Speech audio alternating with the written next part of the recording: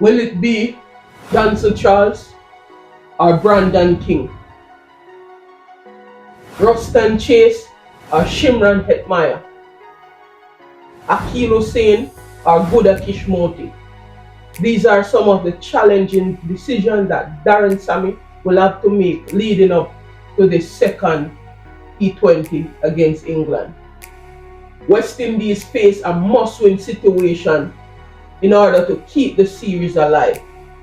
Will they roll the dice with Akil Hussain, who is scheduled to arrive hours before the start of the game?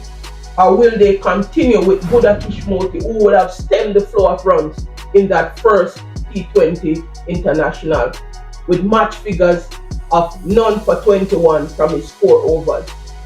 The stage has been set for a thrilling and spicy contest between these two bitter rivals.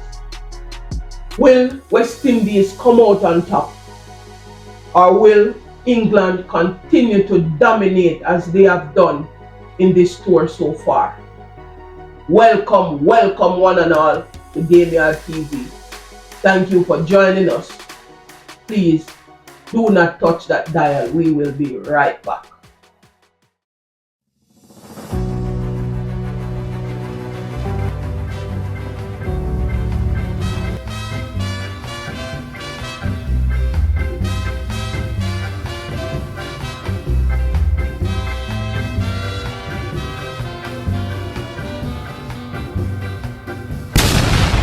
One of the reasons why West Indies would have lost that first T20 match would have been that batting dominance by Josh Buttler. He would have made a brilliant 96 runs from 59 deliveries, and he would have anchored the innings for England and setting up a mammoth total of 188 for 6. Now, West Indies bowlers, I think, they were slow to adapt to the conditions. I think they were bowling too, full, and they would have given the batsmen a lot of width, especially in the power play, because we would have conceded 78 runs at the end of the power play, and that is too much runs to concede, in the power play. So now, leading into this second T20 match, the bowlers will have to adapt quickly, and they need to pull back their length a bit in that 4 to 6 meter length, that hard length. They need to be bowling more consistently.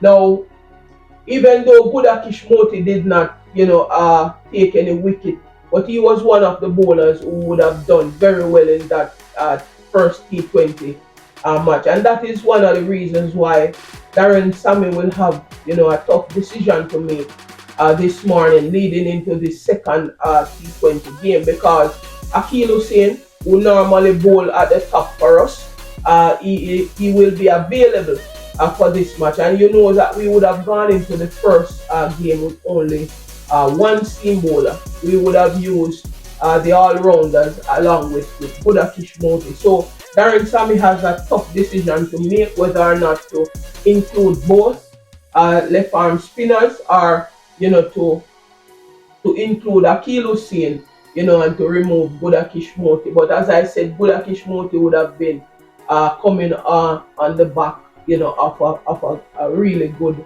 bowling display in that first T20 match. As it relates to our batting, I believe that our batters did not, apply themselves properly. Right? We were at 91 for 2 at one point in the game. We were in the game, in pole position to win the game, because, as you know, we have a strong middle order batting lineup, right? In fact, we have batters go right down, to about 9 or 10. So the expectation was that we would, try to, rotate the strike as much as possible in the middle overs, and then at the back end we would, finish off the game. But we would have lost so many wickets in the middle overs. As I said, we were at 91 for 2, and then we fell to 115 for 6. Right? Having lost so many wickets, rapidly, we would have lost, momentum in our batting. And at that point, it is very difficult to gain any handle on the game when you would have lost so many wickets in clusters. So that is something that West Indies would need to improve upon going into this second game, at Bristol. Now, the pitch at Bristol is generally good for batting, so we expect a high scoring performance today from both teams. I mean, the pitch generally gives some purchase also for the bowlers if they can, vary their pace, properly. So West Indies will need to adapt very quickly in this second T20 match because we need to win this game. We need to win this game in order to stay in the series. One of the reasons why we would have lost so many wickets in the middle overs and due to the fact that our middle order, they were, slow in terms of adapting to the spin bowling of Liam Dawson. He would have taken 4 for 20 in that first T20 high. So we have to improve where, batting spin bowlers are concerned.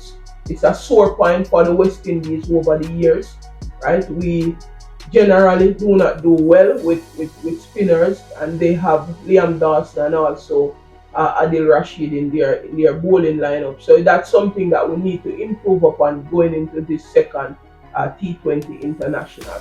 The truth of the matter is we have a lot of firepower, but sometimes having a lot of firepower and not applying that properly, we tend to lose game, and we would have seen that happen in the first T20 match. So one other thing that we need to improve upon is we need to build good partnerships in this game, and also we need to find a way, because we rely so much on boundary hitting, and sometimes when the boundaries are not coming, then we tend to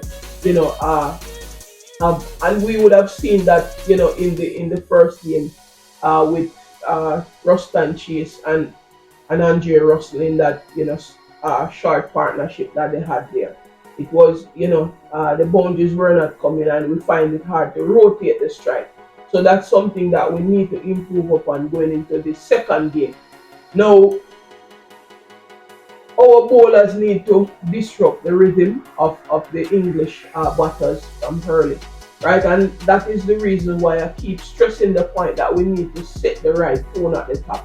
I want to see Alzarri Joseph bowling my new ball, right? And if Akeal Hussain is selected, we know that he will start the over, but I think the second over should be Alzarri Joseph. We have to set the right tone at the top of the innings. I'm not sure why is it that Alzarri Joseph is not bowling the new ball in none of our white ball games, right? So we need to see Alzarri Joseph at the top of the innings, right? Setting the tone, disrupting Jamie Smith and Ben Duckett at the top, right? And so that we can get into the English middle order quickly.